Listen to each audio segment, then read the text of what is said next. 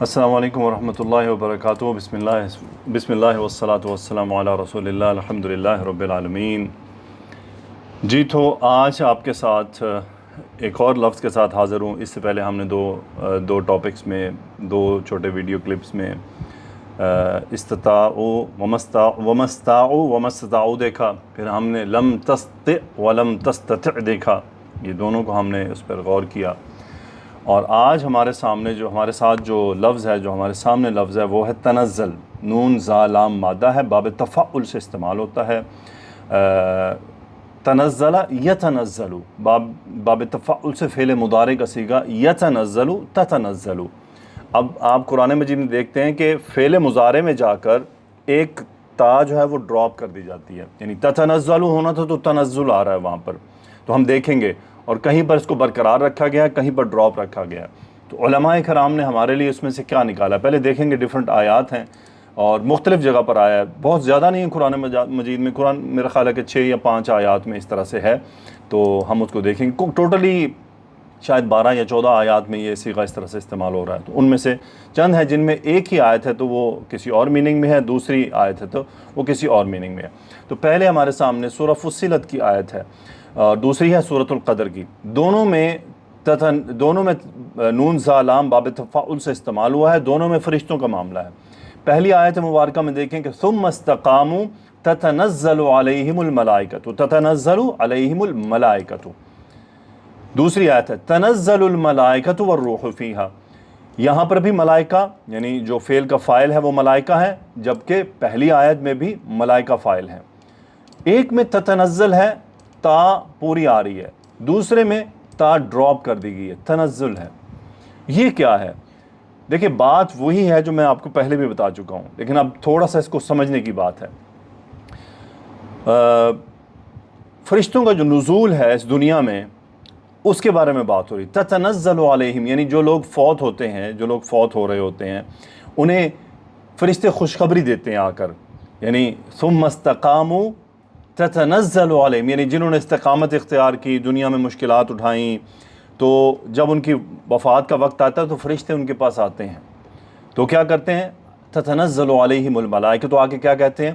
اللہ تخافوا، مت خوف زد کرو، ولا تحزنوا، مت غم کرو، وابشروا بالجنۃ، اور جنت کی خوشخبریاں تمہیں ملیں۔ کیوں؟ التی کنتم توعدون، وہ کیسی جنت ہے جس کا تم سے وعدہ کیا جاتا رہا ہے، سو ان کو خوشخبری دی جاتی ہے۔ اب یہ فرشتوں کا نزول دیکھیں، دنیا میں ہر وقت کوئی نہ کوئی مر رہا ہے، مومن، کوئی مسلمان مر رہا ہے، تو کتنے ہی مسلمان، کتنے ہی مومن ہیں جن کو فرشتے موت کے وقت یہ خوشخبریاں سناتے ہیں۔ موت کے وقت ان کو یہ خوشخبریاں دی جاتی ہیں، پریشان نہ ہو، تمہیں جو جنت کا وعدہ کیا گیا تھا وہ تمہیں ملنے والی ہے، اور غم مت کرو اور گھبراؤ مت، تو تمہارے لیے خوشخبریاں کیوں ہیں؟ کہ تم نے استقامت اختیار کی اور تم نے برداشت کیا سب کچھ۔ تو وہاں پر کیا ہو رہا ہے کہ تتنزل پورا صیغہ آ رہا ہے، کیوں؟ کہ یہ نزول پورے سال میں ہوتا رہتا ہے، ہر روز ہوتا ہے، روزانہ فرشتے نازل ہوتے ہیں، روزانہ لوگ فوت ہوتے ہیں، روزانہ مومن فوت ہوتے ہیں، روزانہ مسلمان فوت ہوتے ہیں۔ اب آئے دوسری آیت کی طرف، تنزل الملائکۃ والروح فیہا باذن ربہم من کل امر۔ لیلۃ القدر کی بات ہے، لیلۃ القدر سال میں ایک بار آتی ہے، ان فرشتوں کا نزول اور روح الامین کا نزول ایک بار ہوتا ہے سال میں۔ تو اس سال میں جب ایک بار ہو رہا ہے، فعل کم ہو رہا ہے، عمل کم ہو رہا ہے، یعنی اس کا نزول کم ہے، ان کا یعنی کیا کہہ لیجئے، تعداد یا بار بار آنا نہیں ہے، بلکہ ایک ہی بار آنا ہے سال میں، یعنی آنے کے جو مرات ہیں وہ کم ہیں، تو صیغہ بھی ہلکا کر دیا گیا، تنزل الملائکۃ۔ فرق سمجھ آیا آپ کو؟ پہلا جس میں فرشتے کثرت سے اترتے ہیں، روزانہ ہی کوئی فوت ہو رہا ہے، ہر گھنٹے میں کوئی فوت ہو رہا ہے، فرشتے اتر رہے ہیں، آ کے ان کو خوشخبریاں دے رہے ہیں۔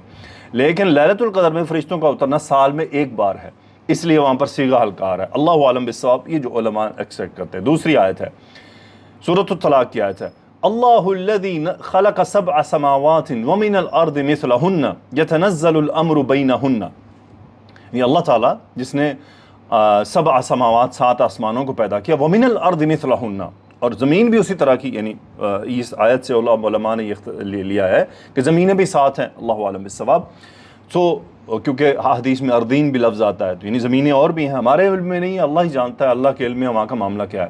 تو کیا یتنزل الامر، دیکھیں ڈراپ کچھ نہیں ہوا، یتنزل الامر کہ جو معاملہ ہے، حکم ہے، وہ اترتا رہتا ہے. کیوں کہ اللہ تعالیٰ کے احکامات تو ہر وقت نازل ہو رہے ہیں. تو ہر وقت اللہ تعالیٰ کے احکامات اپنی کائنات میں نازل ہو رہے ہیں جو مختلف معاملات کی طرف بڑھ رہے ہیں. تو صیغہ پورا آیا ہے، صیغہ پورا یہاں پر موجود ہے. اسی طرح اب ایک اور آیت ہے، هل انبئکم علی من تنزل الشیاطین. اب دیکھیں تنزل، یہاں پر بھی کیا ہوا، تا ڈراپ ہو گیا. کیا آپ کو خبر دی جائے، کیا آپ کو خبر دیں، هل انبئکم کس بات کی، علی من تنزل الشیاطین، ان کی جن پر شیاطین نازل ہوتے ہیں. اب دیکھیں تتنزل نہیں آیا، تنزل آیا، تنزل آیا، وہ تا ڈراپ کر دیا گیا. کیوں ڈراپ ہوا، تتنزل علیہم، تنزل علی کل افاک اثیم، تنزل. اب دیکھیں آیت آگے بڑھی، سورۃ الشعراء کی آیت ہے کہ اللہ تعالیٰ نے فرمایا هل انبئکم، کیا ہم آپ کو خبر دیں، کہ آپ کس بات کی، علی من تنزل الشیاطین، جس پر شیطان نازل ہوتے ہیں. اب اس کو ایکسٹریکٹ کرنا تھوڑا سا سمجھنے کی بات ہے. کوئی آدمی یہ سمجھ سکتا ہے شیطان تو ہر وقت ہی آ رہا ہے، شیطان تو لوگوں کو ہر وقت بہکا رہا ہے. نہیں، ایسا نہیں ہے، یہ خاص طرح کے لوگ ہیں. تنزل علی کل افاک اثیم، افاک بہت جھوٹ گھڑنے والا، بہت بڑا جھوٹا، اثیم بہت بڑا گناہ گار. کل افاک، کائنات میں ہر افاق، ہر گناہ گار افاق نہیں ہوتا ہے، بہت کم ہوتے ہیں. یہ کون لوگ ہیں جس کے بارے میں قرآن آگے اسی صورت میں آگے بڑھ کر بیان کرتا ہے، یہ وہ ہیں جو نبوت کے جھوٹے دعوے کرتے ہیں. وہیں اس کے آگے انہی کی طرف آیات جا رہی ہیں. سو آپ دیکھ لیں کہ مدعیان نبوت جو ہیں، اللہ تعالیٰ ان کو غارت کرے، ان کی تعداد کتنی ہے. یعنی شیطان ان کے پاس آ کے ان کو پٹی پڑھا کے ان سے نبوت کے دعوے کروا دے. ایسے لوگ کتنے ہیں، گنتی کے لوگ ہیں ایسے. یعنی ہم دونوں ہاتھوں کی انگلیوں پر گن لیں گے. ان میں سے مشہور تو بہت ہی کم ہے، اور جو بہت کم، جو مشہور نہیں ہو پاتے وہ بھی بہت کم ہے. یعنی اتنا بڑا جو معاملہ ہوتا ہے اس پہ کم ہی وہ ان کی تعداد کم ہے. اس لیے دیکھیں صیغہ بھی ہلکا آیا، کیونکہ ایسا کم ہوتا ہے سے ہے، ہوتا ہے، ہو رہا ہے، لیکن کم ہے. هل انبئکم علی من تنزل الشیاطین، تنزل علی کل افاک اثیم، ہر بہت بڑے جھوٹے افاق، افک سے یعنی افاکن، آفکن، افاکن، بہت جھوٹ گھڑنے والا یعنی خود سے جھوٹ کریٹ کرنے والا. تو یہ جتنے مدعیانی یعنی یہ جو نبوت کے دعوے دار نکل آتے ہیں، جھوٹے، جو جھوٹ بولتے ہیں، جو جھوٹی باتیں کرتے ہیں، جو منسوب کرتے ہیں، اپنے آپ کی نسبت کرتے ہیں نعوذ باللہ من ذالک، کہ وہ خود کو کہتے ہیں جی ہم نبی ہیں. تو یہ کتنا بڑا جھوٹ ہے، اس سے بڑا جھوٹ کوئی ہو سکتا ہے؟ یعنی کائنات میں جھوٹوں میں جو سب سے بڑا جھوٹ اگر کوئی بولا جائے گا تو وہ یہ ہوگا، کوئی یہ دعویٰ کر دے، یعنی رسول اللہ صلی اللہ علیہ وآلہ وسلم کے بعد کوئی یہ دعویٰ کر دے کہ جی میں نبی ہوں اور مجھ پر جو ہے نا وہ قرآن یا آیات نازل ہوتی ہیں. تو یہ تو یعنی جھوٹ کا بہت ہائی درجہ ہو گیا. سو دیکھ لیں اب آپ نے غور کیا کہ جہاں فرشتوں کا نزول بار بار ہے وہاں تنزل آ رہا ہے، جہاں فرشتوں کا نزول ایک بار ہے وہاں تنزل آ رہا ہے، اور جہاں پر شیطانوں کا نزول یعنی یہ کم لوگوں پر ہوتا ہے، اور یہ کم ہیں ایسے لوگ جن پر شیطان اس قسم کا غلبہ پا سکے، وہاں بھی صیغہ ہلکا ہے، تنزل آیا ہے. اور جس طرح یتنزل الامر ہے کہ اللہ تعالیٰ کے احکام نازل ہو ہی رہے ہیں، روزانہ ہوتے ہیں، وہاں پر صیغہ بھی پورا رکھا گیا. تو یہ واقعی قرآن مجید کی خوبصورتی ہے، اور یہ عربی کا پھر اگلا درجہ ہوتا ہے. سو سب سے پہلے تو ہمیں بیسک درجے کو مضبوط بنانا ہوتا ہے، جمپ نہیں لگانے چاہیے. ہر چیز کی ایک ترتیب ہوتی ہے، ہر چیز کے کچھ سٹیپس ہوتے ہیں. میں اپنے طالب علم یا طالبات سے کہا کرتا ہوں کہ سب سے پہلا کام وہ یہ کریں کہ اپنے ترجمے کو درست کریں. ترجمے کو درست کرنے سے مراد یہ ہے کہ ماضی ہے تو ماضی میں ترجمہ کریں، مضارع ہے تو مضارع میں ترجمہ کریں، جملہ اسمیہ ہے تو اس میں فعل کا کوئی بھی امکان نظر نہیں آنا چاہیے ترجمے میں. سب سے پہلے صیغوں کے ترجمے صحیح کرنے سیکھیے. لم آ رہا ہے تو مجھے کیا ترجمہ کرنا ہے، لن آ رہا ہے تو مجھے کیا ترجمہ کرنا ہے. یہ پہلا سٹیپ ہے، سب سے پہلا سٹیپ اپنا ترجمہ درست کریں. ہم فعل کو اسی میننگ میں لے جائیں جہاں اس کی جو ریکوائرمنٹ ہے، جہاں اس کا میننگ جو بنتا ہے. حال ہے تو اس کا حال میں ترجمہ ہونا چاہیے، کانا وغیرہ آ رہے ہیں تو ان کے ترجمے اسی کے ساتھ ہونے چاہیے. دوسری چیز، سیکنڈ سٹیپ، پھر اعراب کی طرف آئیے. اعراب کرنا سیکھیے. میں ٹو بی ویری آنیسٹ بالکل صاف ستھری اور جسے کہتے ہیں نا بغیر کوئی لگی بندی بات کیے اپنے پچھلے جو پڑھانے کے ایکسپیرینس سے جو 2015 سے چل رہا ہے، آج 9 سال ہو گئے ہیں، تقریباً 10واں سال شروع ہو جائے گا انشاءاللہ. سو ان 9 سالوں کے اندر جو میں نے سیکھا ہے اس سے اندازہ یہ ہوا ہے کہ اعراب کرنا ایک الگ نالج ہے، اس کو الگ سیکھنا پڑے گا. ابھی تک اعراب کرنے کا میں نے تو کوئی پلے لسٹ ایسی نہیں ڈالی، شاید فیوچر میں اعراب کرنے کا الگ سے ایک سیریز بناؤں جس میں آپ لوگوں کو باقاعدہ سکھاؤں کہ اعراب کیا کیسے جاتا ہے. ٹھیک ہے، البتہ اس کی ڈیٹیلڈ کورس اب ہم شروع کر چکے ہیں، پہلا سیشن اس کا جاری ہے جس کو ہم نے نحو التطبیقی کا نام دیا ہے.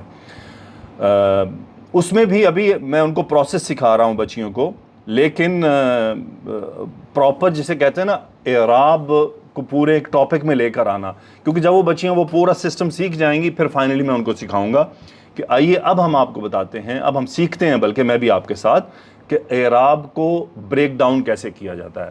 وہ باقاعدہ سے ایک سٹڈی ہے.